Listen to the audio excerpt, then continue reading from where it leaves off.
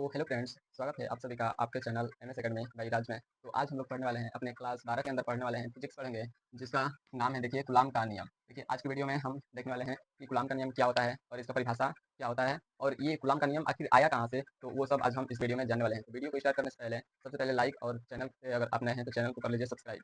तो चलिए हम स्टार्ट करते हैं। तो देखिए कूलाम का नियम होता क्या है। देखिए कूलाम के नियम के अनुसार, ठीक, कूलाम के नियम के अनुसार किसी दो बिंदु के आवेशों के मध्य, मध्य का मतलब होता है बीच, ठीक, मध्य लगने वाला आकर्षण तथा प्रतिकर्षण। देखिए आकर्षण का मतलब होता है कि खींचना, ठीक, मतलब किसी की तरफ आप जा रहे हैं तो वो आपको क्या कर रहा है, आकर्षण कर रहा है। तथा प्रतिकर्षण का मतलब होता है, यानी आकर्षण का उल्टा क्या होता है, प्रतिकर्षण, ठीक। आकर्षण का मतलब होगा यानी खींचना और इसका मतलब होगा यहाँ से अपने अपने पास से दूर खींचना, यानी प्रतिकर्षण करना यानी हटाना, ठीक। प्रतिकर्षण बल उन दोनों आवेशों के गुणनफल के समानुपाती तथा उसके बीच के दूरी के वर्ग के व्युत्क्रमानुपाती होता है, ठीक। तो मैं उम्मीद करता हूँ कि आपको परिभाषा समझ में आया होगा। तो अब हम देखते हैं, देखिए यहाँ पे चित्र से, ठीक। यहाँ पे क्या बोला गया है, किसी दो बिंदु, तो मान लीजिए यहाँ पे क्या है, यहाँ पे देखिए यहाँ पे है एक बिंदु और यहाँ पे है दूसरा बिंदु, ठीक।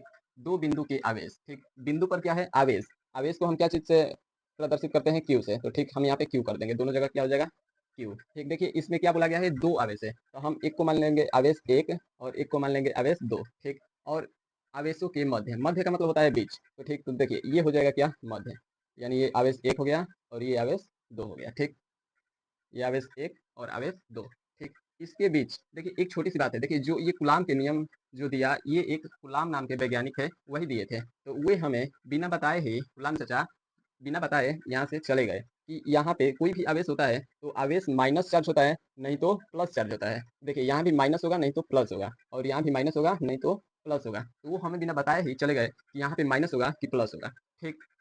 तो उसीलिए हमें यहाँ पे क्या लिखने को मिला है, देखिए आकर्षण तथा प्रतिकर्षण, ठीक। तो देखिए अब इन दोनों के बीच, इन दोनों के बीच कौन सा बल, आकर्षण तथा प्रतिकर्षण बल, ठीक। तो बल को हम दिखाते हैं एफ से, ठीक। आकर्षण तथा प्रतिकर्षण बल, ठीक है ना, यहाँ पे बल, ठीक। तो उन दोनों आवेशों, यानी ये दोनों आवेशों, ये एफ है तो ये एफ, ठीक। फिर से एक बार पढ़ता हूँ, देखिए किसी दो बिंदु, तो देखिए किसी दो बिंदु के आवेशों के मध्य, ठीक। तो ये दोनों आवेशों के मध्य लगने वाला, यानी जो लग रहा है, क्या लग रहा है, ये बल। और कौन सा बल, यहाँ पे देख लीजिए आकर्षण तथा प्रतिकर्षण बल। उन दोनों आवेशों के, यानी ये दोनों आवेशों के गुणनफल, गुणनफल क्या होगा, Q1 इंटू Q2 हो जाएगा, ठीक। गुणनफल के समानुपाती, यानी समानुपाती होता है, समानुपाती का चिन्ह होता है ये वाला, ठीक। अब यहाँ से देखिए, यहाँ से लेकर और यहाँ तक आप इससे बस बना सकते हैं। देखिए मान लीजिए कि कोई दो बिंदु है, ठीक। दो बिंदुओं के आवेशों के बीच लगने वाला आकर्षण तथा प्रतिकर्षण, आकर्षण तथा प्रतिकर्षण बल, ठीक। आकर्षण तथा प्रतिकर्षण बल, तो ये हो गया बल, ठीक।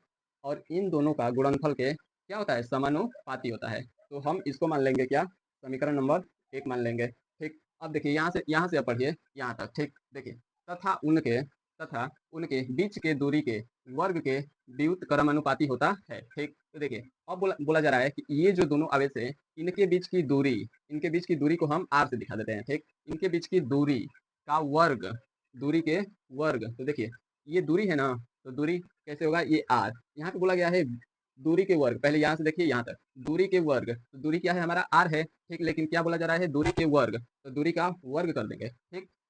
इसके बाद बोला जा रहा है यहाँ पे कि दूरी के वर्ग के व्युत्क्रमानुपाती। देखिए व्युत्क्रमानुपाती का मतलब होता है कि किसी भी चीज का उल्टा, जैसे ये चार है तो चार का उल्टा क्या होगा, एक बटे में चार। अगर एक्स स्क्वायर है तो इसका व्युत्क्रमानुपाती क्या होगा, एक बटे में एक्स स्क्वायर। ठीक वैसे ही अब आर स्क्वायर का व्युत्क्रमानुपाती क्या हो जाएगा, एक बटे में आर स्क्वायर।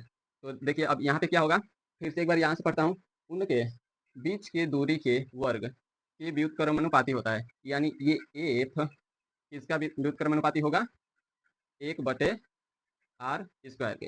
अब हम इसको मान लेंगे समीकरण नंबर दो, ठीक। तो मैं उम्मीद करता हूँ कि आपको इतना समझ में आया होगा, तो आगे भी आपको जरूर समझ में आएगा, ठीक। तो देखिए अब हम करेंगे क्या, देखिए अब ये हो गया समीकरण एक और ये हो गया समीकरण दो। अब हम इन दोनों समीकरणों को मिला देंगे, ठीक। तो देखिए हम यहाँ पे मिला देते हैं। देखिए अब हम लिखेंगे, देखिए क्या लिखेंगे, देखिए यहाँ पे लिखेंगे समीकरण, समीकरण एक व दो को मिलाने पर, ठीक। अब हम समीकरण एक और समीकरण दो को क्या करेंगे, एक ही में मिलाएंगे। तो देखिए कैसे बनेगा समीकरण, एफ समानुपाती Q1 इंटू Q2 और बटे में क्या चला जाएगा, ये वाला बटे में हो जाएगा, क्या हो जाएगा आर स्क्वायर। अगर हम यहाँ पे ये समानुपाती का चिन्ह हटाएंगे तो हमें क्या देखने को मिलेगा, एफ बराबर के जो नियतांक आ जाएगा Q1 इंटू Q2 और बटे में हो जाएगा आर स्क्वायर। तो मैं उम्मीद करता हूँ कि आपको इतना समझ में आया होगा, तो आगे भी आपको जरूर समझ में आएगा। अब हम इसके बाद लिखेंगे कि देखिए सीजीएस होता है, सीजीएस पद्धति होता है, सीजीएस क्या होता है, पद्धति होता है। तो देखिए अब हम लिखेंगे सीजीएस पद्धति में के का मान हम क्या रखेंगे, 1 रखेंगे, यानी के का मान हम 1 रखेंगे, तभी तो हमारा ये सूत्र सही से बन कर आएगा। देखिए अगर हम इस 1 को यहाँ पे रखेंगे तो 1 से अगर किसी संख्या में हम गुणा कराएंगे तो उससे कोई उस संख्या पे प्रभाव नहीं पड़ता है। तो देखिए तो हमारा फाइनल सूत्र क्या मिल जाएगा, एफ बराबर ये के तो हट जाएगा। देखिए अगर हम इसको यहाँ पे रखेंगे तो अगर इसमें हम गुणा कराएंगे तो यहाँ पे 1 रखेंगे तो क्या हमें बस यही देखने को मिलेगा। तो देखिए अब हम इसको लिख देंगे, यहाँ पे क्या हो जाएगा Q1 इंटू Q2 और बटे में क्या हो जाएगा आर स्क्वायर। तो फाइनली हमारा सूत्र क्या हो जाएगा, ये वाला हो जाएगा।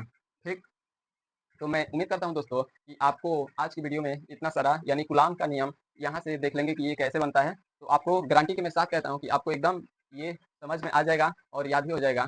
तो वीडियो आपके कैसी लगी आप कमेंट करके बताइएगा। अगर वीडियो समझ में आए हो गया तो वीडियो को लाइक, और चैनल पे अगर आप नए हैं तो चैनल को सब्सक्राइब कर लीजिएगा। अगर आपको भी कोई वीडियो बनवानी हो किसी दूसरे टॉपिक पर तो उसका नाम कमेंट में जरूर बताइएगा। तो मिलते हैं किसी अगले वीडियो में, तब तक के लिए जय हिंद जय भारत।